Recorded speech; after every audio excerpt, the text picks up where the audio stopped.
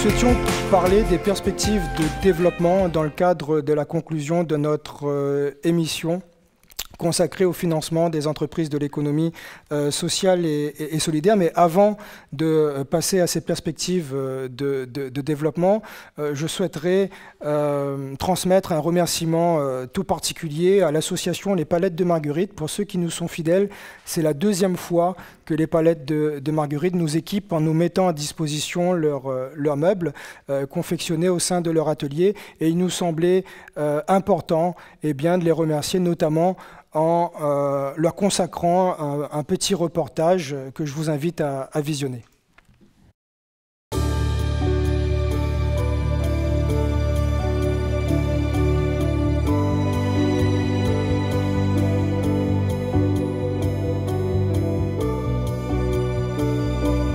Les palettes de Marguerite, ça a commencé dans mon jardin.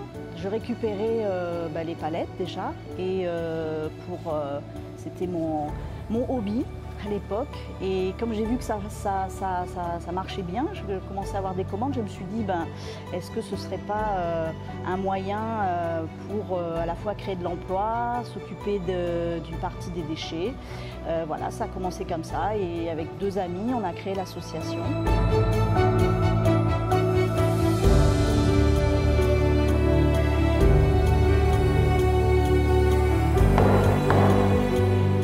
Alors c'est une association, comme toute association, je pense, c'est pas simple, c'est quelquefois un vrai parcours du combattant, mais c'est pas simple. Après on a la région, on a le département, on a les mairies, on a l'État, on a après tout un tissu de bénévoles qui œuvrent. Voilà, là, il faut s'accrocher, mais quand on arrive petit à petit à construire les choses et que l'association évolue, on est satisfait.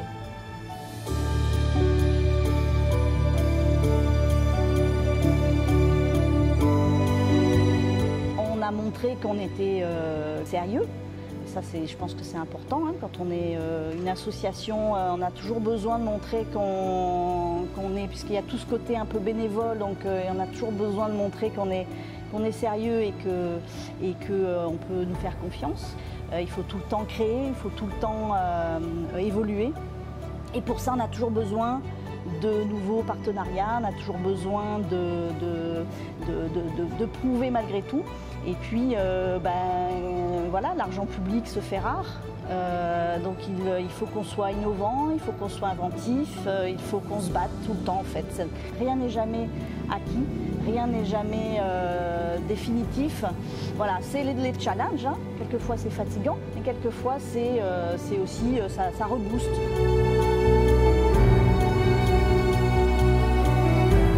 Pour moi, on est vraiment dans quelque chose de vertueux. Tout ce qui est économie sociale et solidaire, la motivation, c'est vraiment à la fois l'économie et le social. Je pense qu'il y a tellement de choses à faire.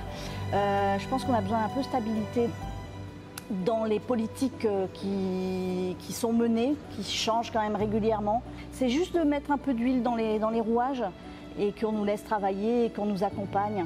Et je pense qu'on peut faire de belles choses. J'ai invité Frédéric Annette, administrateur de la CRES, à me rejoindre pour clôturer ce moment d'échange. CRES qui est le partenaire historique, même si ça fait pas longtemps qu'on l'a lancé, de cette Web TV spéciale économie sociale et solidaire, Web TV universitaire.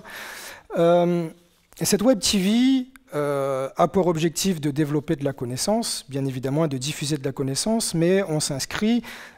Moi, en tant que maître de conférence, je suis de section 06, et pour ceux qui ne maîtrisent pas cette technique, 06, c'est sciences de gestion dans le domaine universitaire, et la science de gestion, c'est une science applicable et appliquée rapidement auprès des entreprises et sur le territoire. Et du coup, le développement scientifique de cette Web TV a aussi pour objectif de construire des connaissances qui vont être applicables ensuite à travers des dispositifs, à travers des actions, de la recherche-action, ensuite sur le territoire. Et on ne pouvait pas conclure cette émission, notamment sur la thématique aussi importante qu'est le financement des entreprises, sans envisager une suite. D'ores et déjà, avant d'envisager le futur, il est intéressant de donner quelques éléments de conclusion au regard de ce qui a été dit. Je vais lancer quelques idées, je parle sous ton couvert, et tu pourras également compléter si besoin. J'identifie 2 axes. Le premier axe, c'est quoi faire. Quoi faire? Je jette quelques idées. Une meilleure connaissance des dispositifs, coordonner les dispositifs, travailler, comme tu le disais au tout début, peut-être un cursus, un parcours concernant les dispositifs de financement pour une meilleure connaissance, travailler une cartographie un peu plus lisible. Comme l'ont dit un certain nombre d'acteurs, c'est renforcer peut-être des dispositifs d'accompagnement et de financement sur le territoire, en ramener d'autres en fonction des différents besoins des entreprises de l'ESS et en fonction de leurs différentes étapes de développement. Monter en compétences, on vient de le voir, monter en compétences sur les modèles économiques, mais des compétences qui sont spécifiques au changement d'échelle des entreprises de l'économie sociale et solidaire et spécifiques à ce fonctionnement.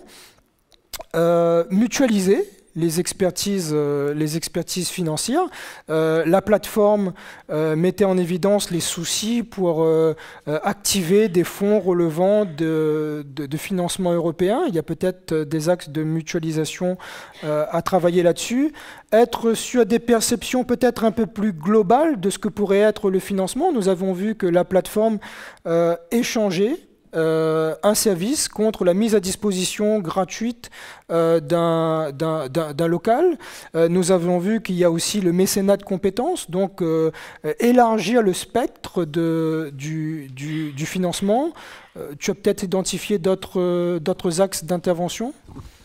Je dirais que je vais être sur la partie un petit peu formation compétences qui a un petit peu clôturé aussi les différentes séquences.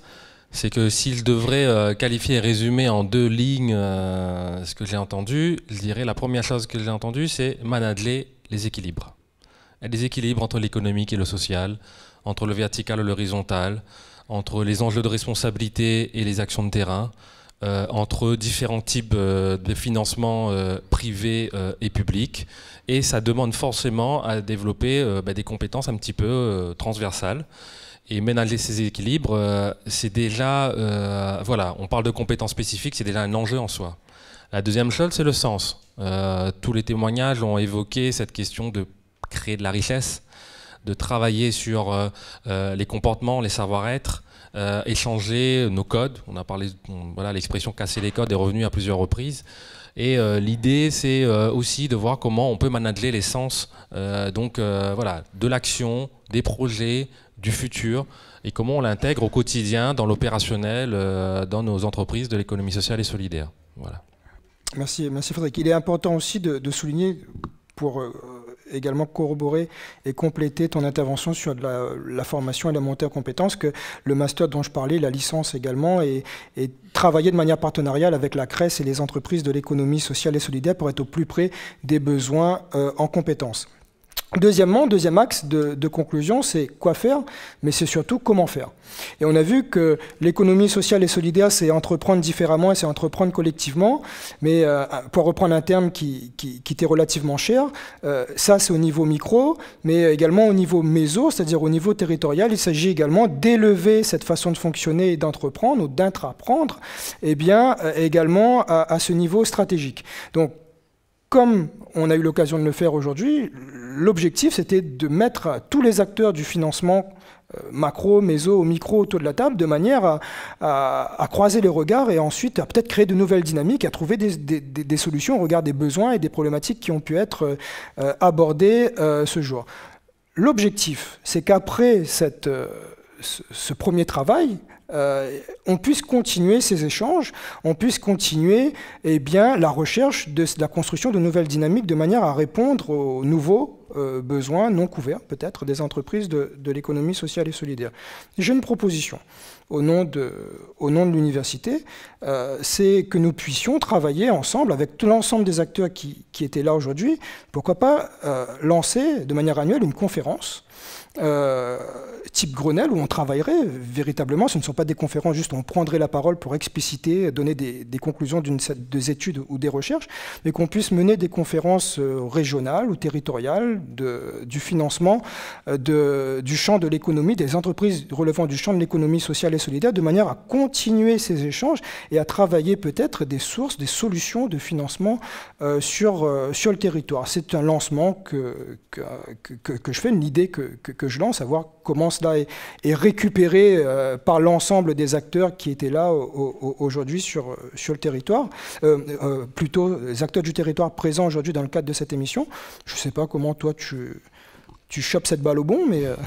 Dans la logique, c'est que notre posture est d'agir local pour impacter global, voilà, pour faire simple. Et pour y arriver, on réfléchit sérieusement avec nos familles de l'économie sociale, le mouvement qu'on représente, mais aussi nos partenaires, et notamment la Fédération des banques représentée par M. Urbain. On réfléchit vraiment à mener des actions territoriales dans ce sens, sur les questions de financement, et faire en sorte d'aller au plus près des acteurs, pour être en cohérence avec cette proposition que tu fais d'avoir un temps fort et jouer sur l'aspect un petit peu réseau, interconnexion des différents dispositifs, acteurs et actions qui peuvent être menées pour renforcer la dynamique de financement des entreprises de l'économie sociale et solidaire. Merci, donc rendez-vous est pris. Je propose qu'on finisse sur cette touche d'espoir et cette touche positive.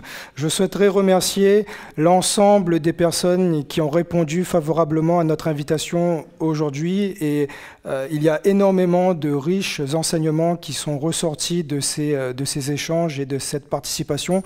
Je souhaiterais remercier l'ensemble des personnes qui nous ont rejoints dans le public et qui nous ont suivis de l'autre côté de l'écran. Et surtout, un grand merci à toutes les équipes de l'Université de La Réunion qui sont en back-office, du coup, et qui ont permis de réaliser de manière efficace et performante cette belle émission. Merci également aux partenaires historiques de la CRES pour leur implication. Je vous souhaite une bonne fin de journée. Je vous donne rendez-vous au mois prochain pour la nouvelle émission de notre Web TV universitaire économie sociale et solidaire, et je vous transmets mes salutations solidaires. Merci bien.